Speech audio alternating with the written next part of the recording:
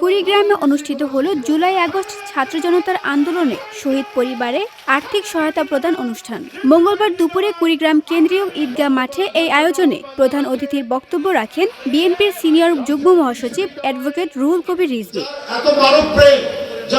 বক্তব্যে তিনি হুঁশিয়ারি দিয়ে বলেন, তারেক রহমানকে নিয়ে অশালীন মন্তব্য করলে অনেক কিছু এসে পড়ে যাবে। তিনি শুধু বিএনপির নেতা নন, তিনি গণতন্ত্রের ধ্রুবতারা, যাকে দেখে ছাত্র জনতা জুলাই আগস্টের আন্দোলনে ঝাঁপিয়ে পড়েছিল।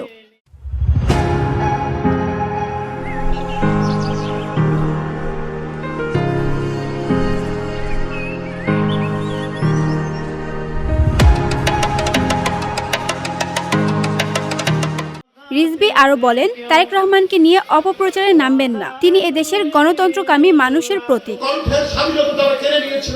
ধর্ম নিয়ে রাজনীতি প্রসঙ্গে তিনি বলেন, শহীদ রাষ্ট্রপতি জিয়াউর রহমান সংবিধানে বিসমিল্লাহির রহমানির রহিম সংযোজন করেছিলেন, অথচ এখন ধর্মকে ভোটের বাজারে ব্যবহার করা হচ্ছে, যা দেশের মানুষ খুব ভালো করেই বোঝে। তিনি সরকারের প্রতি আহ্বান জানিয়ে বলেন, রমজানের আগেই নির্বাচন ঘোষণা করুন।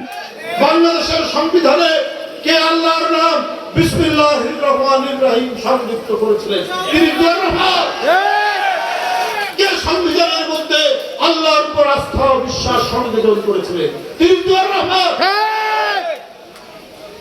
এখন ইসলামের নাম নিয়ে রাজনীতি করে খালি সুযোগ সন্ধানী কাজ করবেন, এটা কিন্তু মানুষ কখনোই গ্রহণ করবে না।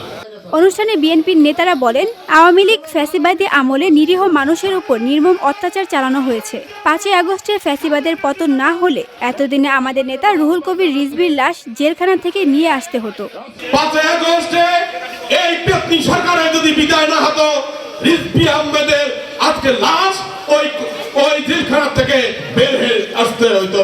নির্যাতিত হয়েছিলেন আমাদের প্রাণ প্রিয় নেতা রাজচুর সাহেব বিপি, বাংলাদেশ জাতীয় ছাত্র দল কেন্দ্রীয় নির্বাহী কমিটির সাবেক সভাপতি, আমার শ্রদ্ধাভাজন জনাব অ্যাডভোকেট রুহুল কবির রিজভী। অনুষ্ঠানে সভাপতিত্ব করেন আমরা বিএনপি পরিবারের কেন্দ্রীয় আহ্বায়ক আতিকুর রহমান রুমন। অনুষ্ঠান শেষে কুড়িগ্রামের 10 শহীদ পরিবারের মাঝে আর্থিক সহায়তা প্রদান করেন রিজভী আহমেদ। পরে তিনি পরিদর্শন করেন কুড়িগ্রাম জেলা বিএনপির নতুন কার্যালয়। VOD Bangla news desk.